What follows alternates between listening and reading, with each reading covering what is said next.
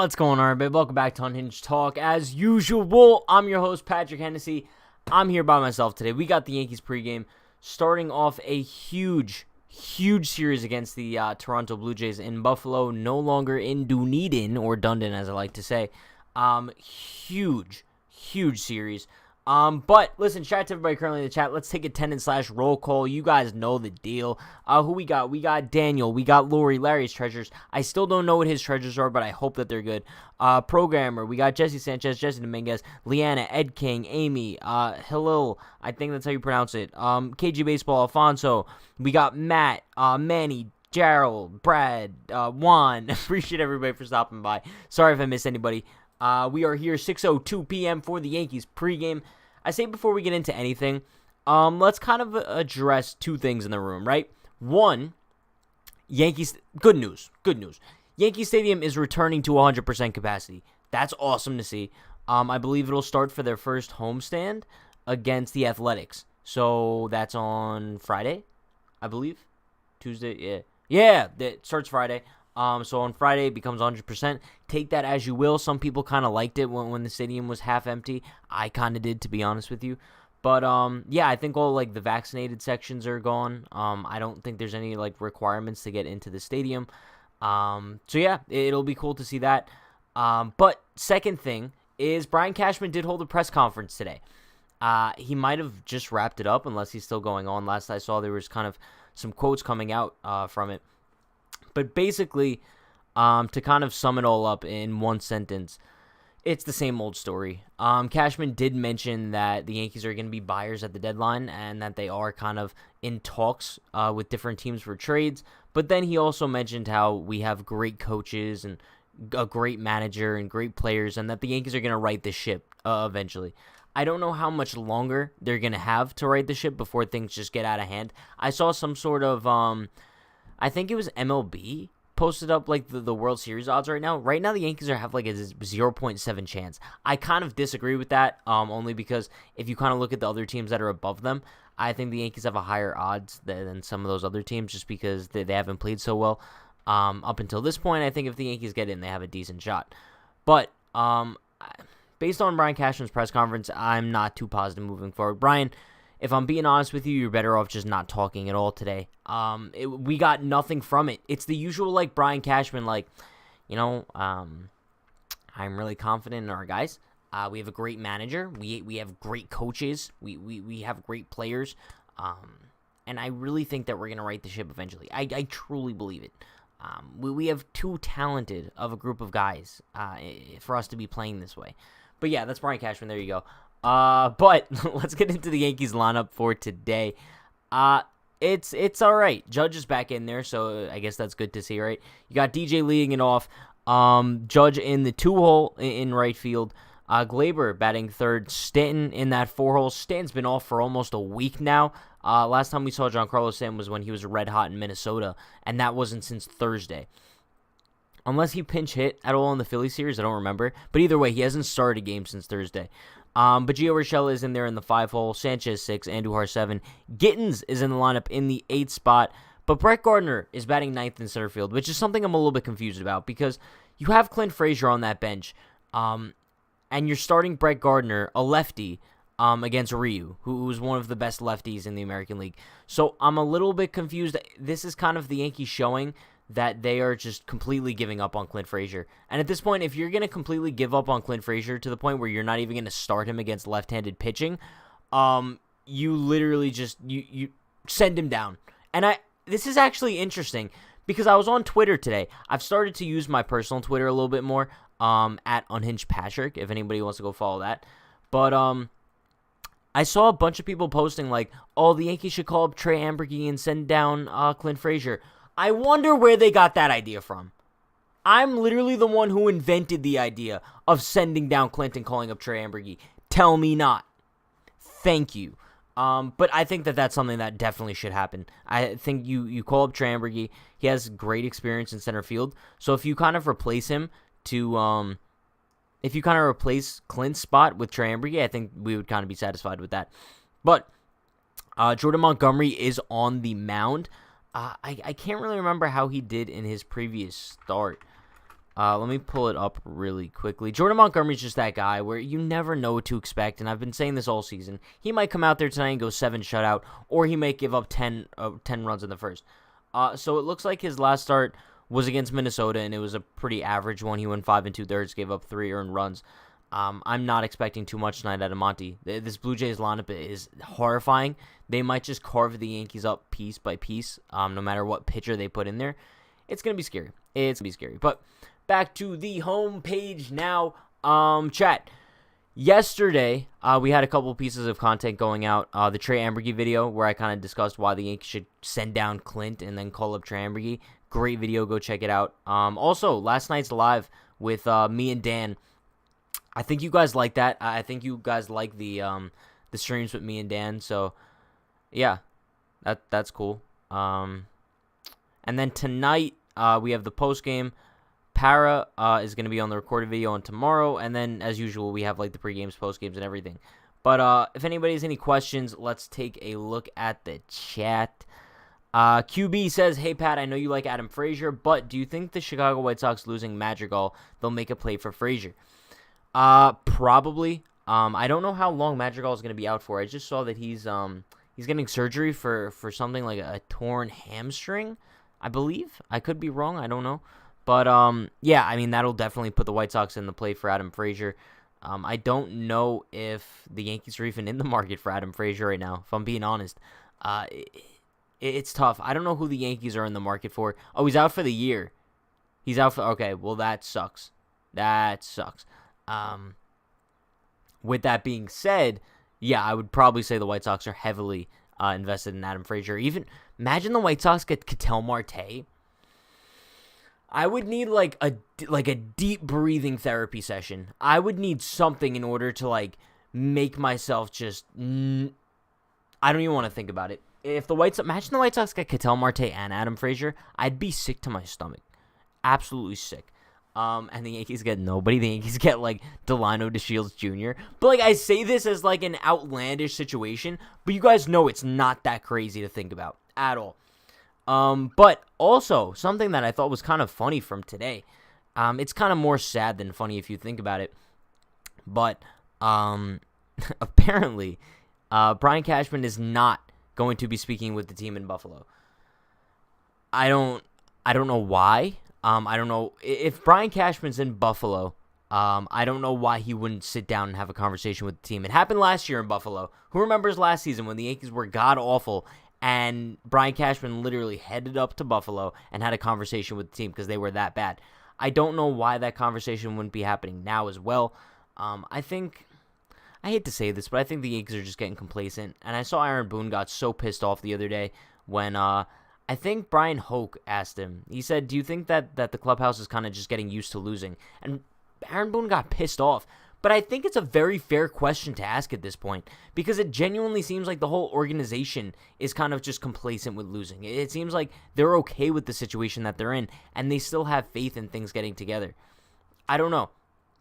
But as far as like also this situation goes, I think this series means everything. I mentioned this to kind of start things off today.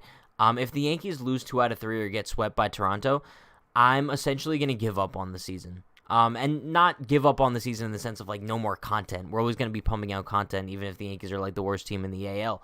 But I'm saying giving up on the season in the sense of I'm going to have zero expectations the rest of the way. If you can't take at least 2 out of 3 from Toronto, you're done.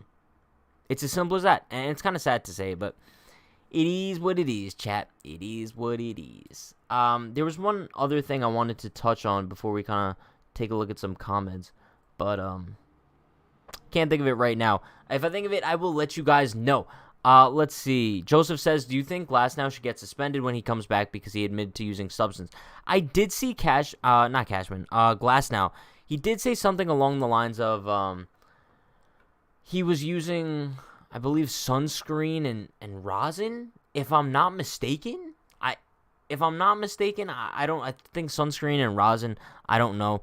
But I don't think he should be suspended, bro. I mean, apparently MLB is just enforcing the rules June 21st. And then after that, if a player is caught with a substance, they get ejected from the game and suspended. And the team doesn't even get to replace him on the roster, which would suck. But listen, shout out to Brendan with the $5 dono. Appreciate you, Brendan. Give me those Brian finger guns. Bang, bang, bang. He says, my man Pat, love the shirt you sent me. Shout out to Brendan. Brendan, you're the man. Appreciate the dono, brother.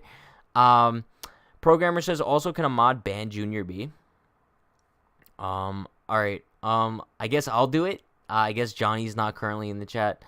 But also, speaking of mods, I would really love if we could get some more mods in the chat, because I believe Parker and THG are the only 2 mods, and I haven't seen Parker in a little while, so I think we might need to replace him there. So, like I said in the previous episode, if anybody's interested in being a mod and you're kind of on the streams often, definitely shoot me a message on Discord. I'm going to pop the Discord link in the chat now if you guys aren't already there. But if you want to be a mod, definitely shoot me a message on there. Kind of tell me why you want to be a mod. And, yeah, we'll go from there. But let's see what else we got in the chat. Danny says, Pat, have you seen Trevor Story's clean shaven? It's that time of year, isn't it? Listen, whenever we see guys like that just shave randomly at the trade deadline, that does not mean they're coming to the Yankees. The Yankees don't need Trevor Story right now. I hate to say it. Gleyber Torres has been awesome at shortstop. So I'm honestly not going to get into it. We're really not. No, we're not getting into these trade talks. Trevor Story. The only guys I'm kind of willing to discuss as trade possibilities right now are like Ketel Marte and Adam Frazier. Those are really the only 2 guys that I find fairly intriguing and realistic for the Yankees. Obviously, I would love like a Jesse Winker, like a Nick Castellanos, or like you said, like a Trevor Story, but it's not happening, so I'm not going to get my hopes up. Ed King says, what does a mod do? A mod essentially just does Johnny's job. They just chill in the chat, as you guys usually do, and then if you see anybody like saying stupid stuff, you put them in timeout, and then if they come back from timeout and they're still stupid, they get the ban. Bang. Ban hammer. But Big Brain Borg says, Pat, what about Gallo? I guess, like, Gallo would be cool. He'd be an upgrade over what we have now. But at the same time, I feel like the Yankees need a different type of hitter than Gallo. Gallo's kind of too similar to the bats that they currently have in the lineup. Sure, he's left-handed, but at the same time, he's like that same home run or strikeout guy that you put him in between like Aaron Judge and Giancarlo Stanton, and it doesn't really make that much of a difference. I would much rather prefer like a Ketel Marte, Adam Frazier. I see Alfonso said Charlie Blackmon. I'd love Charlie Blackmon, actually. I don't know how good of a season he's actually having this year, though. Let me pull up his stats really quick. Now, that's one guy that would have to shave for sure. But he's actually having a really solid year. Charlie Blackmon always puts up, like, consistent numbers. It's ridiculous. Like, we're talking about a guy who's batting 282, 381 on base, 792 OPS. A little bit of a down year from Charlie Blackmon, if we're being honest with each other. But also, I think what we have to take into account as far as Blackmon would go would be his contract. And I don't think the Yankees are going to take on this contract. He's currently earning $21 million this year. Yeah, he's earning $21 million this year, $21 million next year, and then $13 million in 2023. So I can't really see the Yankees taking that on. It would be surprising if they do. I don't know. I guess we'll see. But the Rockies would have to eat a ton of cash in that deal. But listen, shout out to Yankees Highlights with the $5 super chat. We got a little, like, it looks like a dog sticker. Shout out to you. Appreciate you. Give me those Brian finger guns. Bang, bang, bang. Let's go. I really do appreciate you, my man. You're the best. But let's see what else we got in the chat. I see Frank says Vlad will hit 2 home runs today. Chat, do keep in mind. Would we say right now Vladimir Guerrero Jr. is the front runner for American League MVP? Would you guys agree with me on that? It would probably be between like him and Ohtani right now, right? That would probably make the most sense. But yeah, I mean, he's been ridiculous. Every time he faces the Yankees, he just kills us. With Jordan Montgomery on the mound, it's not looking too pretty. I think Vlad has mashed left-handers, if I'm not mistaken. Let me pull up his numbers really quickly, to kind of see his splits between lefties and righties. Let's see. So far this season, he's actually worst against lefties. All right, I was wrong. Chat, you guys know I admit when I'm wrong. I was wrong. Apparently, he's only batting 256 against lefties. He has a higher on base, though. He's batting 368 against righties, which is stupid. He has 20 home runs against right-handers this season. Bro, shout out to Vladimir Guerrero Jr. But this is why I'm so confused when it comes to other teams, right? Because we look at other teams like the Blue Jays, and for example, when Vladdy came up, he wasn't that good, right? He struggled for the first, he was called up in 2019. He struggled for his first 2 seasons, I guess. But then he just improved substantially. Who on the Yankees can we say came up, struggled a little bit, but then improved substantially? Please name one offensive guy. Because I have a sticker on me. Looking at the Yankees, you see these guys come up and they have their best seasons when they first come up. Look at a guy like Gleyber Torres. 2019, he was ridiculous.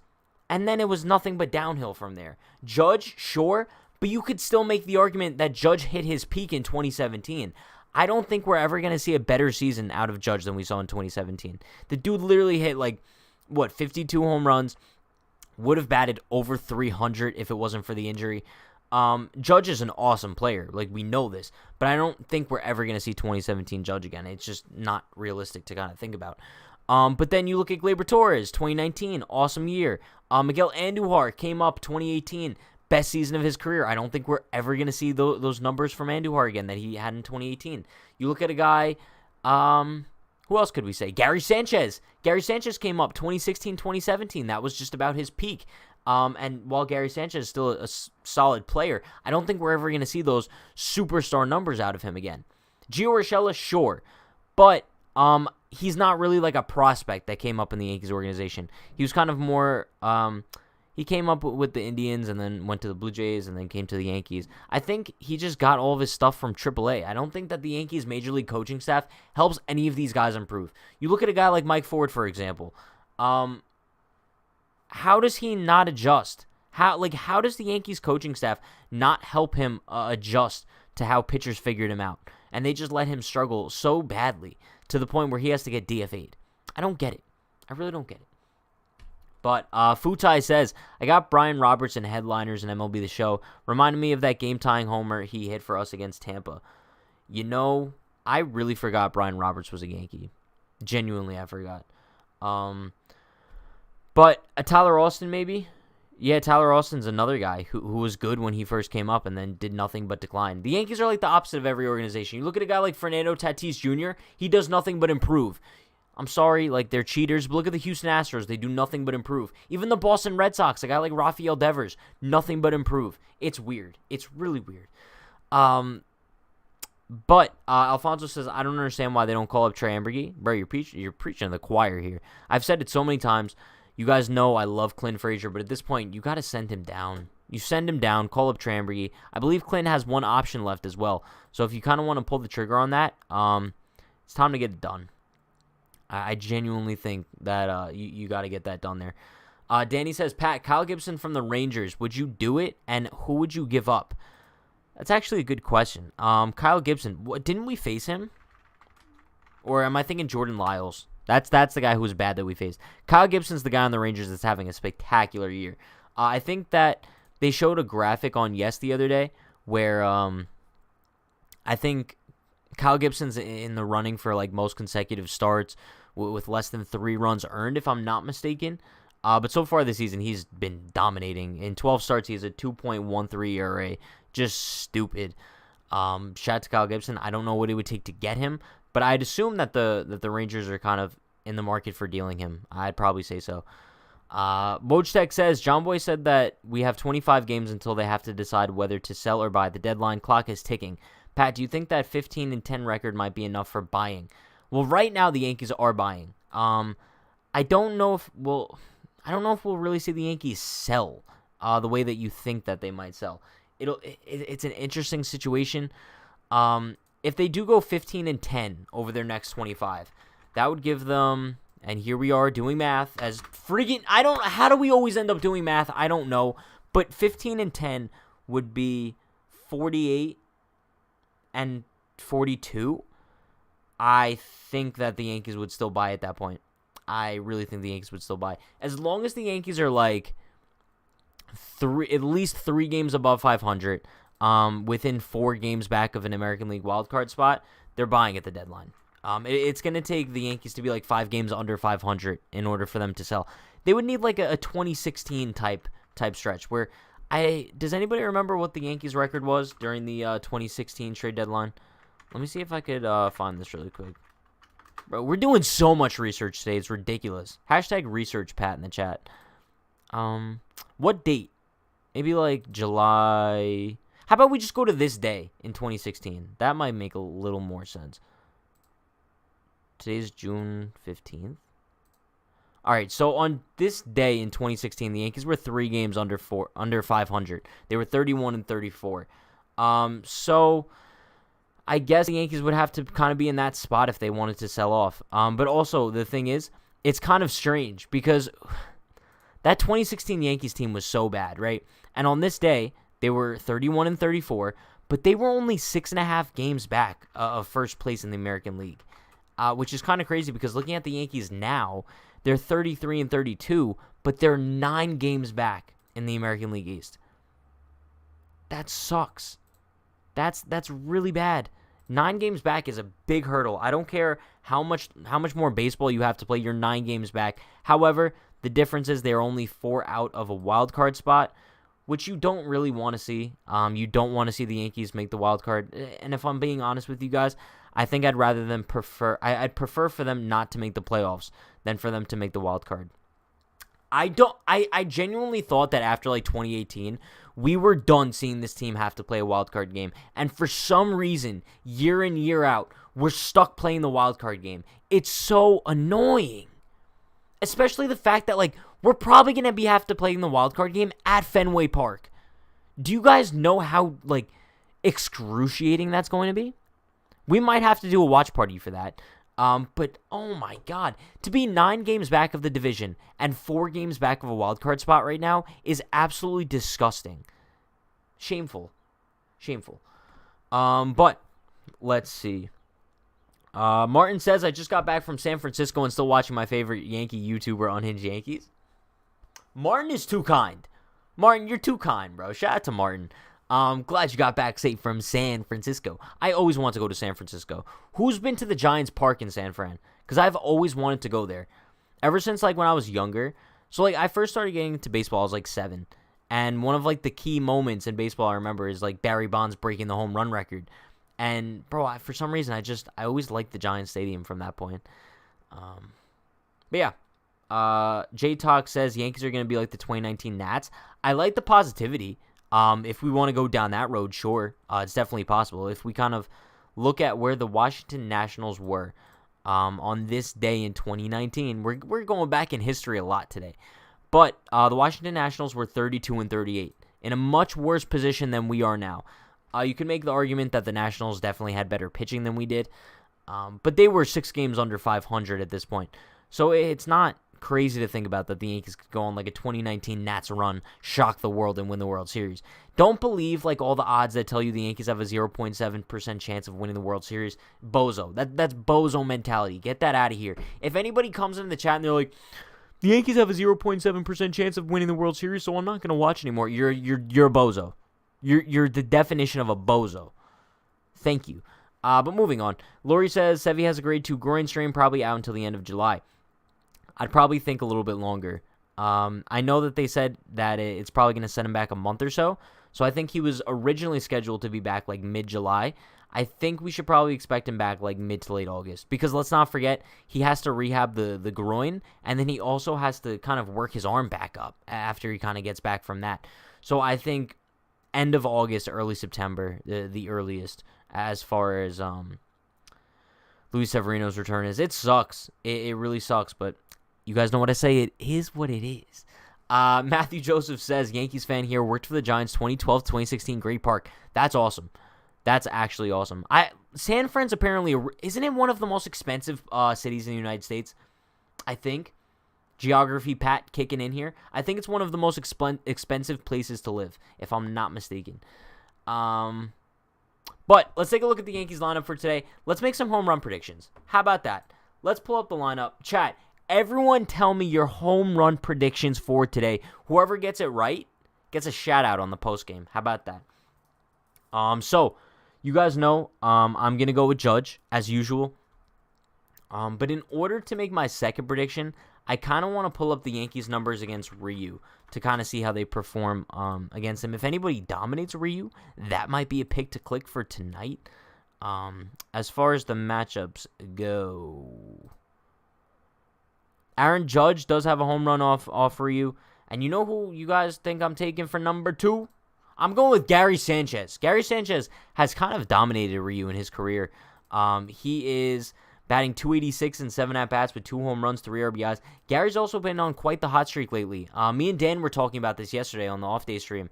But Gary Sanchez is not getting enough credit for him kind of turning his season around, especially from last year. He's been dominating. But Gary's definitely getting locked into the plate, and he deserves a little bit more credit than he's getting. So I think big home run out of Gary tonight, big home run out of Judge. Love to see that. But let's see what the chat thinks. I see a lot of Andujar. Fair. Andujar's been hot lately. Jesse Sanchez says, Gary Sanchez last 13 games is batting .293, 383 on base, 512 slugging, 2 home runs, 6 RBIs, 146 weighted runs created. Plus, yeah, Gary's been raking. Shout out to Gary. Love Gary. But I see Stanton and Stanton. Fair. Bro, if Giancarlo Stanton hits 2 home runs tonight after being off since Thursday, can you imagine that? It's the most Stanton thing to do, though, because every time this season when we thought, like, Stanton would kind of be rusty from getting too much rest, he comes back just as hot as ever. So I'm hoping that Stanton can kind of pull things together tonight, do that. I don't know. I guess we'll have to wait and see. But Futai with a bold prediction. Yankees will score 5 in the first. I like that. Big fan of that, I guess. But let's make some predictions as far as what we think Jordan Montgomery is going to do tonight. Chat, give me the amount of innings you think he's going to go and the amount of runs he gives up. I think we're probably going to see like one of those typical Montgomery starts. I think we're going to see him go like 5 1/3, give up like 3 earned runs. It's getting to the point where that's kind of what you expect from Jordan Montgomery. And I know like he has the potential to kind of do a little bit better than that. We could see him go like 7 shutout. But against this Blue Jays lineup, I just don't see it. I really don't see it. I see lots of very similar predictions here. Lori says 5 innings 4. Wojtek 3 innings 5. I see 6 and 3. 6 innings 2 runs. That would be, listen, 6 innings 2 runs. I think we would all take that from Jordan Montgomery tonight. I'd be extremely satisfied with that situation. But I don't know. I just don't have too much confidence in Monty tonight. I hope he proves me wrong. Don't get me wrong. But I don't know. I'm not too confident in it. I think it's just Monty in general, especially from that first start this season. Who remembers that first start when he completely dominated the Orioles? And then after that, it just seems like we got another glimpse of greatness in that White Sox start. But I don't know. I think other than that, it's been rough. Wojtek says, we are playing against Vlad and Bo, so I try to be realistic. Oh, that's true. We are facing Bo Bichette tonight. I love Bo Bichette. Absolute beast. And not because everyone says I look like him. But Bo Bichette is just such a fun player. Like, and he hits absolute tanks. Literal tanks. He'll literally hit like a home run 440 feet opposite field. And act like he's not even trying, bro. I don't know. I like Bo Bichette. I like Vlad. It's kind of hard to dislike this Blue Jays team. I'm sorry. Yeah, no, I get it. Yeah. But you look a lot like Bo. Yeah, you look like Bo. Listen, every time we face the Blue Jays, I mentally prepare myself for it, so I don't even get myself worked up anymore. But C2 says you look like Bubba Watson. That, I think, is a golfer, if I'm not mistaken. But yeah. I don't know what's going on. But Jesus says, I'm letting my hair grow to be a part of the nice hair club with Pat and Dan. Do it. Jesus, do it. Now, if anybody else wants to be part of the nice hair club, I say what you all should do. Grow out your hair for the summer. Do it. Grow out your hair for the summer. Be a part of the nice hair club. If you kind of think of all the content creators out there, right? Even take out, if you just don't even look at Yankees content creators and do every content creator baseball-wise on YouTube, not one duo has a better hair club combo than me and Dan. No, not 2 people out there. I'm sorry, not taking shots at anyone, but no one has better hair than me and Dan. I'm just saying. Ed King says, you look a lot like Vlad. You know, I think I do. I get that a lot. Me and Vlad Guerrero Jr., practically twins. But Brendan says Meredith Marakovitz is going to hit a grand slam tonight. Meredith Marakovits, super underrated reporter. I don't know how many of you watch like the post-game press conferences, but Meredith always has like first dibs at the questions, I guess because she's like a part of Yes Network. But she always asks like hard-hitting questions, and I think a lot of people don't really give her credit for that. As an employee of Yes Network, maybe you would expect her to kind of go light on Aaron Boone and some of the players, but no, like Meredith asks the questions that need to be asked. So shout out to Meredith for that. With that being said, kind of going back to the game for tonight, let's make some final score predictions. Chat, give me your final score predictions. Whoever gets the final score right will get a shout out on the post game. But you do have to remind me because I probably won't remember. But as far as what I think the final score is going to be, listen, chat. I'm not too confident. I am predicting a loss. But you guys know, usually when I predict a loss, that means the Yankees win. So I don't know what to say. I think we're going to get a final score of the Yankees losing 6-3. I think the Yankees lose tonight 6-3. I don't know. I just don't like our luck too much against Ryu. It's not that great of a matchup. I know there's some guys on the lineup who have good numbers against him. I don't know. I also don't have too much faith in Monty against this Blue Jays lineup. Another reason why I'm predicting a loss, we're in Buffalo. Facing the Blue Jays in Buffalo, I'm so scarred from last season, it's not even funny. Just the idea of watching the Yankees play in Buffalo tonight. Hey, on the bright side, at least there's going to be like no cardboard cutout of like Andrew Cuomo just lurking in the background like last time. A little bit creepy, but I'm just saying. I think, are they at 100% too? They might be, right? Because I think the restrictions are for all of New York State. Maybe Buffalo's going to be at 100% tonight. I have no idea. But I don't know. I see a lot of people in the chat optimistic. It looks like most people think the Yankees are going to win tonight. I guess we'll see. I hope so. In the words of Kodak Black, I hope so. But with that being said, hope the Yankees prove me wrong. We have Monty going and tonight. We have Judge and Gary both going yard. And while I do have the Yankees losing, I hope they prove me wrong tonight. We'll see. But with that being said, that is going to wrap things up. Chat, bunch of links in the description. Yeah, we're going to be shouting out something else in the post game. But be sure to follow us on Newsbreak for exclusive content. Join the Discord if you guys want to be a mod on the channel. Shoot me a message on there. And merchandise, unhingedclothing.shop. Be sure to like, comment, subscribe, turn on post notifications for more. I will see you guys directly after the game for the post game. Stay happy, stay healthy, stay safe. Let's go, Yankees. Peace.